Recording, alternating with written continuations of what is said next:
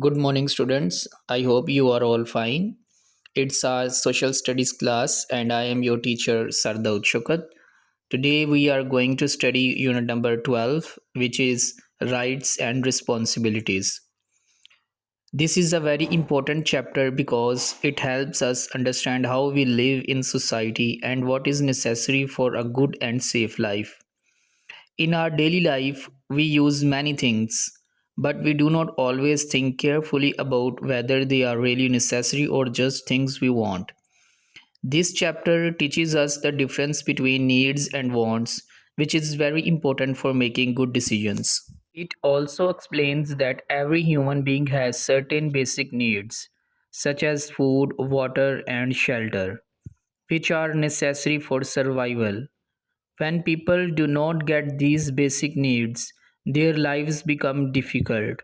Along with needs, this chapter introduces the idea of human rights, which are the basic freedoms and protections that every person deserves, no matter who they are or where they live. We will also learn about children's rights, which are specially made to protect young people like you. And we will understand why education is a right and not just a choice. At the same time, the chapter reminds us that with every right comes a responsibility, meaning we must also behave properly and respect others. So, this lesson is not only about learning facts, but also about becoming better and more responsible members of society. Now, let's begin our lesson step by step. Now, dear students, I am going to read from the book. First of all, I will read and then I'll explain it. Our first heading is What do we need? See if you can find a nice briefcase for me, please, said Mr. Iqbal. But that one's fine, said grandfather. It will last until you retire. It's much too shabby, said Mr. Iqbal with a laugh. I really need a new one. I must go now. Khuda Hafiz.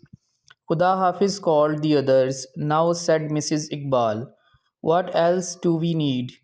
Grandmother said, just now, I need a cup of tea. Then I'll go to the market. We need flour, vegetables, oil, and fruit and fish for dinner. I am going out for a walk. I need some fresh air, said grandfather. Mrs. Iqbal was still writing her list. Shalwar kameez for me and trainers. For Yusuf, oh, and I must choose a carpet for this room. You have at least 10 shalwar kameez. And what's wrong with this carpet? Said grandmother, holding up her hands and shaking her head. Yes, mother, I have a few, but nothing in green. And we have had this carpet for years, said Mrs. Iqbal, smiling. Now, what do you need from town? Nothing at all, thank you, said grandmother. I have everything I need. Please, will you buy that computer game Space Attack for me? Imran said. All my friends at school have it. Yes, said Mrs. Iqbal, and Yusuf and Fozia needs new clothes. And my cricket pads, said Yusuf, and my pen, said Fozia at the same time. Dear students, now I am going to explain it. Please listen it carefully. In this part of the chapter, we see a conversation between family members which helps us understand the difference between what we truly need and what we simply want. Mr. Iqbal says that he needs a new briefcase even though his old one is still usable. This shows that sometimes people feel they need something new, but in reality, it is just a desire for something better or more attractive. Similarly, Mrs. Iqbal is preparing a shopping list that includes important items like flour, vegetables, oil, fruit, and fish, which are necessary for daily life and are clearly basic needs. However, she also adds things like new clothes and a carpet, which are not essential for survival but are things that improve comfort and appearance. The children also ask for items such as a computer game, cricket pads, and a pen. While some of these may be useful, not all of them are basic needs. In contrast, the grandmother says she does not need anything because she already has what is necessary, showing contentment and wisdom. This part of the lesson teaches us that needs are things we must have to live, while wants are things we like to have but can live without, and it encourages us to think carefully before deciding what we really need. Now, dear students, next heading on the next page, that is human needs and rights. These people do not have everything they need. It might be because they cannot earn enough money. It might be because of famine, floods, earthquake, or other disaster. It might be because of war. It might be because of what other people do. Dear students, from the next page, we all need clean air to breathe, clean water to drink, and food to eat. Everyone needs shelter and warmth. Without these, we would suffer and could die. We need clothes and somewhere to wash. We need a safe place to live and medical help if we are ill or badly hurt. Those who are ill, very old, very young, or have a disability need help. Adults need work to earn money to buy what they and their families need. Now, dear students, I am going to explain it. Please listen it carefully. This section explains that not everyone in the world is able to get their basic needs, and many people suffer because of different problems.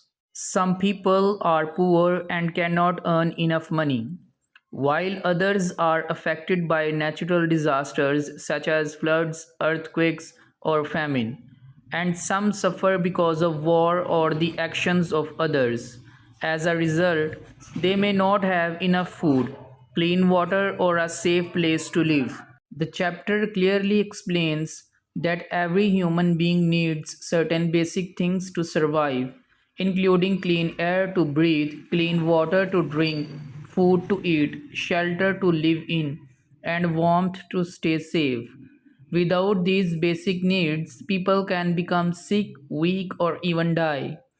In addition to these, people also need clothes, a clean environment, and access to medical care when they are ill or injured. Some groups of people, such as children, elderly individuals, and those with disabilities, require extra care and support because they cannot fully take care of themselves. Adults also need work so they can earn money to provide for themselves and their families. The section helps students understand that basic human needs are essential for survival and that everyone deserves to have these needs fulfilled in order to live a healthy and safe life. Now, dear students, next heading but on the same page, that is rights for all. In 1948, experts from countries all over the world made a list of the rights and freedoms that everyone needs. Most countries agreed to the list. It is called the Declaration of Human Rights. The Pakistan Commission of Human Rights helps people here to enjoy their human rights. Now, on the next page, here are some of the rights and freedoms on the list. Everyone has the right to life unless they are sentenced to death by a court of law. Now, the second one, everyone is equal, whatever their skin color, sex, religion, language, how rich or poor, or any other difference. Next, no one should be kept as a slave. Next, everyone has the right to travel as they wish. Next, everyone has the right to marry and have a family. Next, everyone has the right to own things. Next, everyone has the right to practice their religion. Next is everyone has the right to belong to a country. Next, everyone has the right to say what they think. Dear students, I am going to explain it. In this part of the chapter, we learn about human rights, which are the basic freedoms and protections that every person should have. In 1948, an important document called the Universal Declaration of Human Rights was created by experts from many countries around the world. This document lists the rights that every human being should enjoy so that they can live with dignity, equality, and freedom. According to these rights, every person has the right to life, and no one should be treated unfairly because of their religion, skin color, language, gender, or financial condition. The document also states that no one should be kept as a slave, and everyone has the freedom to travel, to express their thoughts, and to practice their religion. People also have the right to marry, have a family, and own property.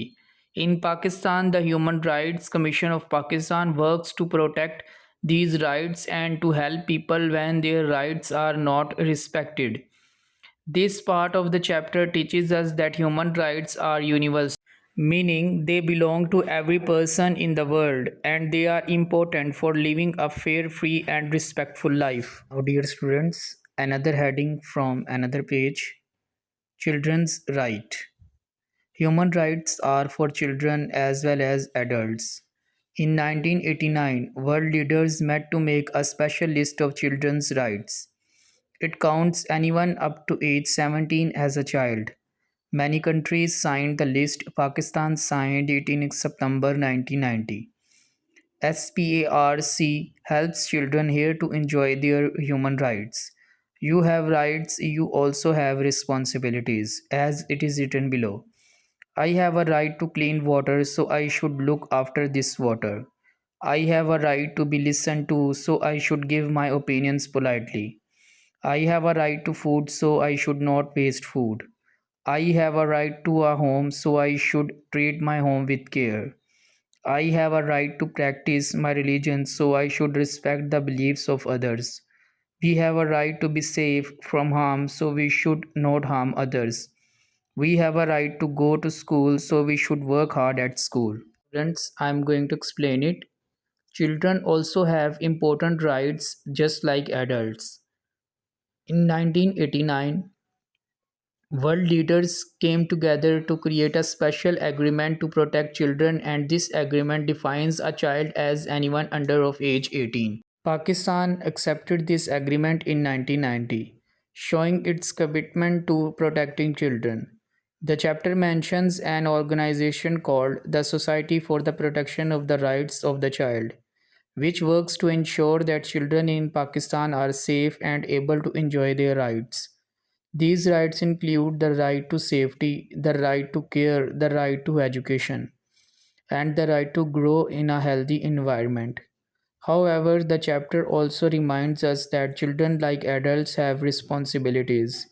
This means they should respect their parents, teachers, and others, follow rules, and behave properly in society. This part of the chapter helps students understand that children are valuable members of society who need protection, care, and guidance, and they must also act responsibly in their daily lives. Now, dear students, next heading on the next page, which is the right to education. Children have a right to go to school. This can be difficult for some children, like those in these newspaper stories. First story is about chips salesman no school. Sajid is 11. He does not go to school because he spends his days selling chips at the side of a road when cars stop at the traffic lights. He said, "My family needs my money to pay for food for my young brothers and sisters. We also have to look after my grandmother who is ill, and we are saving for my sister's wedding. If Sajid went to school, he would not have time to earn much money." And the next story is No School for Baby Minder. Kavita is 8. She does not go to school because she stays at home to look after her baby sister while her parents work. She said, "There is no school in my village. I can help my parents by cleaning the house and looking after my baby sister." If Kavita went to school, one of her parents would have to stop working. Then the family would not have enough money. Dear students, in today's lesson we learned about needs, rights, and responsibilities. And we understood that while we all have rights, we must also act responsibly and respect others. Now, dear students, you will make a presentation about unit number 12, which is rights and responsibilities. You should include the following topics in your presentation: introduction of rights and responsibilities, difference between needs and wants, human needs, human rights, children's rights, the right to education. Best of luck, students.